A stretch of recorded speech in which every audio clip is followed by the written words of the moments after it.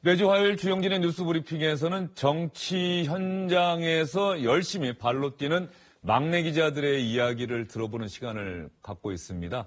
여의도 생존기 제목은 이렇게 붙였는데 막내 기자들이 정말로 열심히 가장 많이 일하기 때문에 특별히 막내 기자들을 불러서 얘기를 듣는 순서를 마련하고 있습니다. 오늘은 정성진 기자 나왔네요. 안녕하세요. 안녕하십니까. 정성진 기자는 지금 어느 당 출입하고 있죠?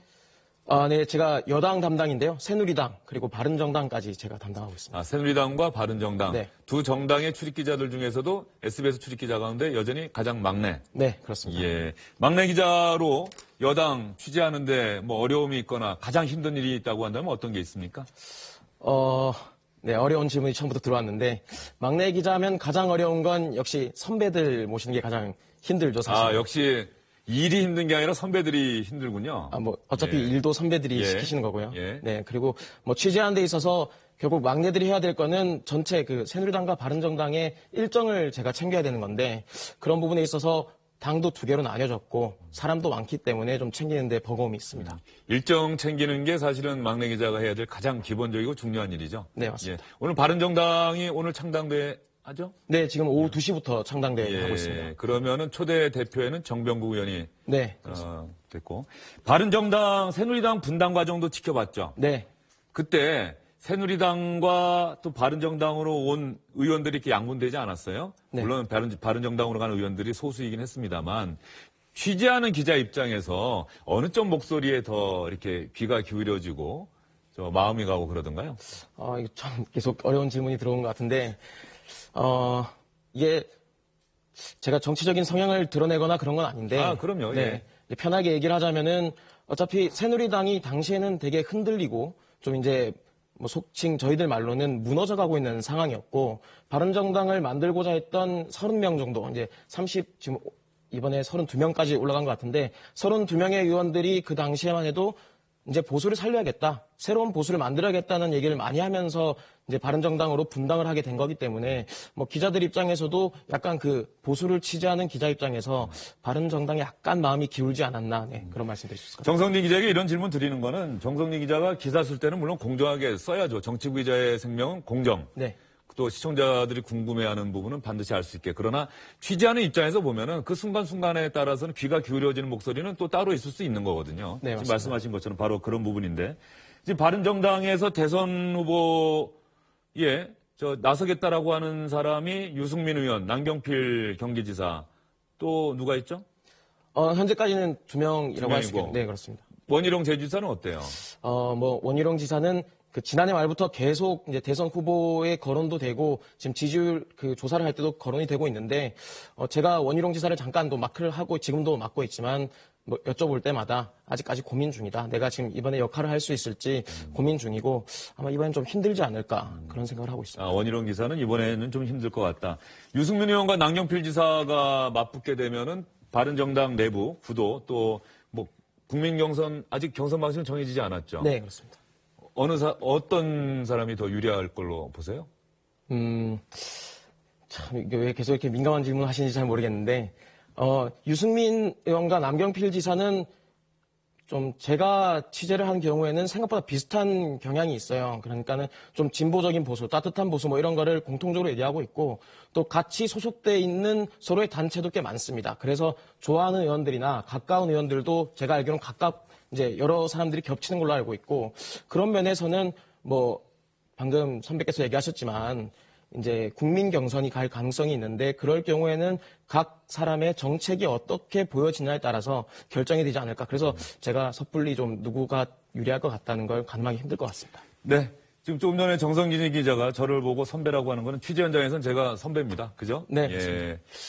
그러면 최근에 정성진 기자 나오면 꼭 물어보고 싶었던 게 얼마 전에 저희 프로그램에 전화로 연결해서 반기문 전 총장의 지방 순회 이 취재 후기를 생생하게 들려주기도 하셨는데 반기문 전 유엔 사무총장 같이 따라다니면서 취재하고 이렇게 직접 이야기도 듣고 얼굴도 보고 그다음에 어떤 느낌이 들었어요?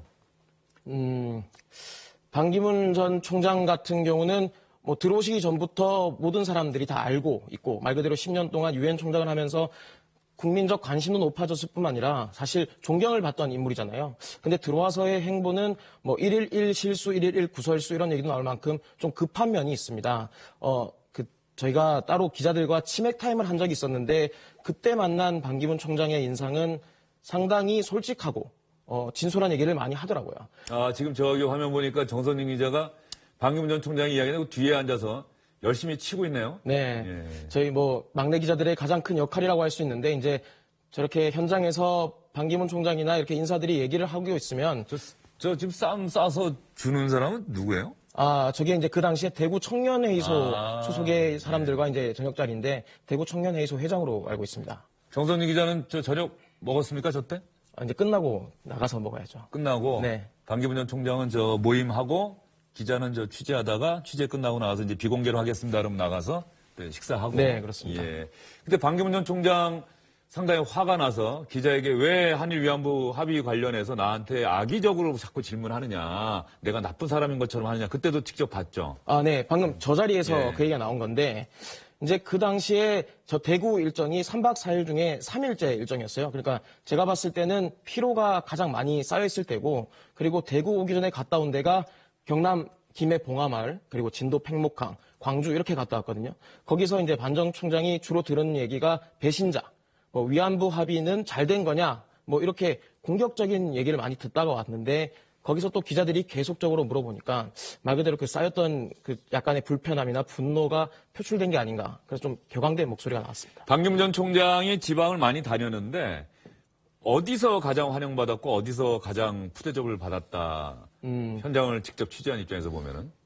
이제 가장 환영받은 곳은 역시 대구라고 할 수 있을 것 같아요. 그러니까 이제 처음에 간 게 거제, 부산에서도 충분히 이제 지지를 받았는데 대구는 말 그대로 이제 반 총장이 지금 지역을 돌아다니고 있다는 것도 말 그대로 좀 많이 알려졌고 그리고 지역 일정을 갔는데 반 총장이 오기 전부터 한 500명 정도, 제가 봤을 때는 300에서 500명 정도가 반 총장을 기다리고 있었고 일정이 밀리면서 1시간 정도 늦었는데도 어디였어요? 그곳이 대구 어디였어요? 그 장소가? 대구 이제 서문시장. 서문시장 화재가 났다. 네, 화재 현장인데도 사람들이 기다리면서 이제 반 총장이 차에서 내리자 이제 반기문 이름이란 연호가 계속됐고 박수 왈체 그리고 정치를 바꿔달라 이런 얘기가 이제 줄곧 쏟아졌고요. 그분들이 대구시장, 서문시장 상인들이었어요? 아니면은 반기문 전 총장을 지지해서 전국을 같이 따라다닌 일종의 팬클럽 멤버들이었습니까? 일종의 팬클럽 멤버가 없었다고는 할 수 없습니다. 왜냐면은 갈 때마다 이제 반사모 플랜카드가 붙고 그런 사람들도 이제 계속 따라다니거나 아니면 지역 반사모가 나오게 돼 있는데요.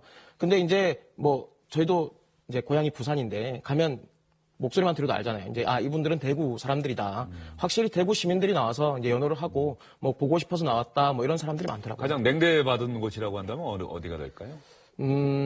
이건 좀 두 군데를 같이 얘기하면 좋을 것 같은데 이제 경남 김해 봉하마를 갔을 때와 이제 광주 조선대를 갔을 때가 가장 이제 좀 냉대받았다고 표현할 수 있을 것 같은데요. 먼저 김해 봉하마를 갔을 때는 이제 고 노무현 이제 대통령의 묘소가 있는 곳인데 가장 먼저 들어온 문구가 배신자라는 문구였습니다. 이제 말 그대로 반 총장을 만들어준 거는 노무현 대통령인데 노무현 대통령을 반 총장이 버린 거 아니냐 이런 이제 얘기가 나오면서 떠나라 어디라고 이제 여기를 왔느냐 이런 얘기를 받았고요. 그리고 이제 조선대 특강을 갔을 때는 이제 학생들에게 비난을 받았는데요. 이제 인턴제 얘기를 반 총장이 한번 했었는데 이제 청년의 고통을 아느냐. 반기문 씨 위안부 합의가 잘 된 거예요. 이런 젊을 때 고생은 사소도 한다. 이 얘기 해갖고 요즘 흐름하고 또 맞지 않는다. 이런 얘기도 있었던 것 같고요. 네, 맞습니다. 반기문 전 총장이 박연차 태광 회장에게 23만 불 받았다. 이런 또 의혹 제기가 있지 않았습니까? 네. 물론 반기문 전 총장 측에서는 강력하게 부인하고 있는데 어제 박민식 전 의원이 또 반기문 전 총장을 돕고 있는 것 같은데 그분 관련해서 반기문 전 총장이 일기까지 꺼내서 읽으면서 절대 사실이 아니다 이런 얘기를 했더라고요. 일단 네. 박민식 전 의원 이야기 들어보고 정성진 기자의 취재 후기도 한번 들어보도록 하겠습니다. 네. 박민식 전 의원이 아마 그런 얘기를 했던 것 같아요. 그 일기나 이런 걸로 보면은 그 반기문 전 총장이 박연차 회장에 대해서 대단히 좋지 않게 얘기를 했다. 일기장에 그게 그대로 그 내용이 나오고 있다. 이렇게 얘기를 하고 있지 않습니까? 네. 그런데 이 일기장까지 내용까지 공개하면서 반기문 전 총장이 그런 사실이 없다라고 얘기했던 이 부분 과연 이것이 논리적 설득력, 기자들을 설득시켰는지 이 부분이 저는 궁금해요. 사실 제가 전날 현장에 있지는 않았습니다. 이제 내용을 저도 이제 충분히 공부를 했고 이제 같이 취재를 하는 입장에서 저 부분에 있어서 이제 그 의혹 제기, 박연차 회장이 1시간 일찍 만나서 전날 돈을 줬다는 그 내용에 대한 부분을 논리적으로는 방어를 하는데 성공했다라고 저는 생각을 하고 있습니다. 말 그대로 1시간 전에 왔으면 사진이 찍혔어야 되고, 그리고 일기장에 돈을 받은 사람에 대해서 뭐 태도가 불순하기 짝이 없었다, 뭐 소맥잔을 폭탄을 돌리면서 분위기를 흐렸다, 뭐 이런 얘기를 이제 적었다고는 보기 어려울 것 같고, 하지만 이제 또 질문들을 이제 기자들이 질문한 내용은 그럼 다른 날 받았을 수도 있고 뭐 그 이후에 받았기 때문에 일기장 내용이 다를 수도 있는 거 아니냐, 리스트에도 이름이 적혀 있으니까 이제 그 부분은 이제 박민식 법률특보 얘기도 그러면은 리스트를 공개를 해라, 우리가 그거 나오면 또 다시 한번 네거티브 대응하겠다. 어제 그런 해명에도 불구하고 기자들조차도 완벽하게 뭐 설득되거나 이 문제가 깨끗하게 정리가 됐다 이런 분위기는 아니라는 얘기군요. 네, 좀 그런 게 있는 것 같습니다. 정선진 기자가 정치부 오기 전에는 사회부 사건 기자였었죠. 네, 그렇습니다. 사건 기자와 정치부 정당팀의 막내 기자 어느 쪽이 더 어렵고 힘든 것 같아요? 뭐 제 생각에는 확실히 정치부 정당 막내 기자가 더 어려운 것 같은 감이 있는데요. 왜냐하면 이제 사건 기자라는 거는 그 사건을 쫓아가기만 하면 됩니다, 사실. 그래서 그 사건의 일단락이 끝나버리면은 제 취재도 이제 완성이 되는 부분이 있는데, 뭐 정치부는 지금도 보시면 아시겠지만 끝이 없어요. 이제 뭐 분당을 하면 또 분당한 당을 따라가야 되고, 오늘 창당했지만은 또 그 당이 어떻게 커가는지, 뭐 아니면 그 당에서 어떻게 사람들이 역할을 하는지를 제가 지켜봐야 되기 때문에 그런 부분이 이제 계속 공부를 해야 되고. 우리 막내 기자가 보통 뉴스 기사 쓸 기회도 상대적으로 좀 적고 현장을 뛸 기회가 많은데 이렇게 방송 오랜만에 길게 하니까 생생한 이야기 들을 수 있어서 좋았고, 정선진 기자도 그동안 못다 했던 얘기들 다 쏟아내는 것 같아서 참 듣기 좋았습니다. 이제 3주 뒤에 다시 보게 될 것 같은데 네. 그때는 더 생생한 이야기, 저희가 시청자분들이 알지 못했던 이야기까지 전해주시기를 바랍니다. 오늘 수고 많으셨어요. 네, 감사합니다.